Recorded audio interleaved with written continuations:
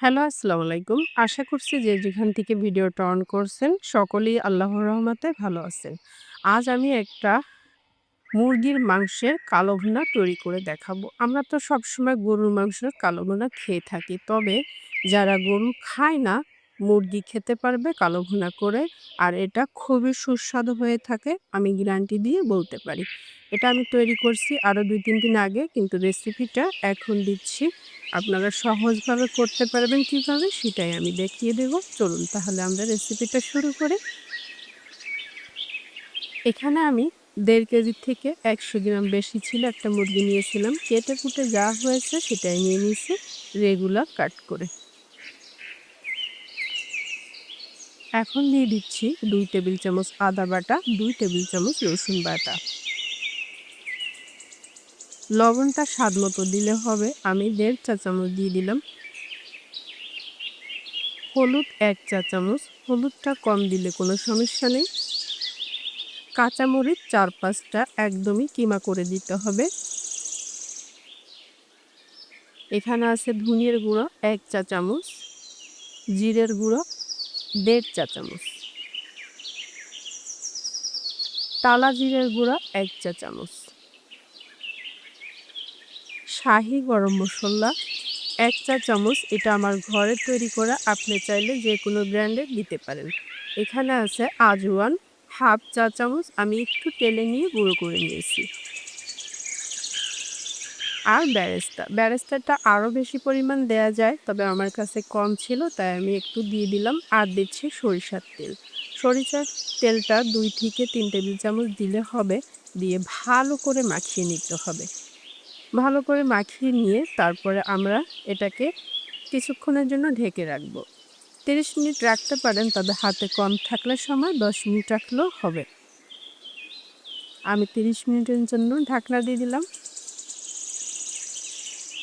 ৩০ minute পরে এখানে আমি তেল দিয়ে দিচ্ছি। ১/২ কাপের মতো হবে।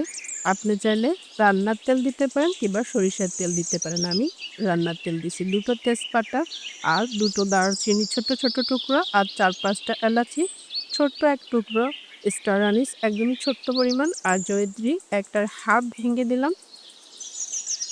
৮-১০ টার মতো গোলমরিচ দিলাম। ৪-৫ টার মতো কাবাব চিনি দিলাম।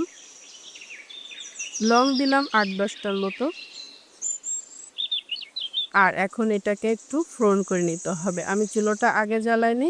এখন চুলোটা জ্বালিয়ে দিয়ে একটু ফোড়নের মতো মানে স্মেলটা বের হওয়ার পরে মাংসটাকে দিয়ে দিচ্ছি। আমরা যে মাখিয়ে রেখেছিলাম মাংসটা সেটাকে দিয়ে দিলাম। দিয়ে এখন দিয়ে দিচ্ছি আমি শাহি জিরা একটুখানি টেলে নিয়ে তারপরে গুঁড়ো করে দিয়ে দিলাম। এটা দিলে কিন্তু বেশ ভালো একটা ফ্লেভার হয়।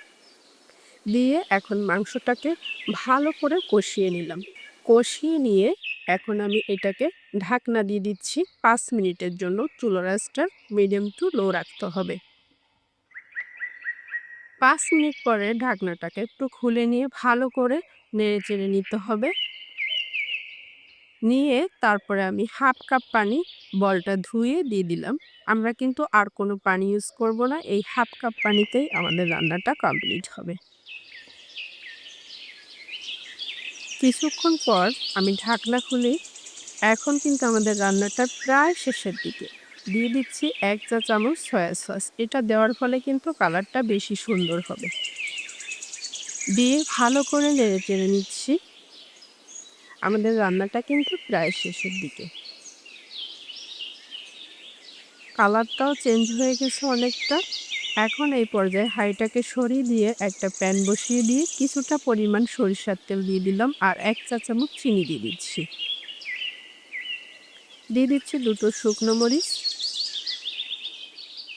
১ মুঠো পরিমাণ রসুন কুচি দিলাম, সামান্য কিছুটা পেঁয়াজ কুচি দিলাম। মানে এখানে আমি একটা ফোড়ন তৈরি করব। এই ফোড়নটা দেওয়ার ফলেই আমাদের কালো ভুনাটা ভীষণ টেস্টি হবে। এটা অবশ্যই দিতে হবে। কিছুটা ব্রাউন হওয়ার পর তারপর আমরা এটাকে সরিয়ে নিয়ে সেই মাংসের হাঁড়িটাকে এখন নিয়ে আসবো। এই তো মাংসের হাঁড়ির ভিতর এখন আমরা ফোড়নটা দিয়ে দিচ্ছি। দিয়ে দেওয়ার সাথে সাথেই আমরা ঢাকনা লাগিয়ে দিব। 5 মিনিট পর আমরা ঢাকনাটাকে খুলে নেব। আর ঢাকনা লাগানো অবস্থায় কিন্তু আমরা চুলার আঁচটা ছোট রেখেছিলাম। এই পর্যায়ে আমাদের কিন্তু কালো ভুনাটা হয়ে গেছে। আমি কিছুটা কাঁচা পেঁয়াজ কিউব করে কেটে দিয়ে দিলাম। এইটা সালাদের মতো ইউজ হবে।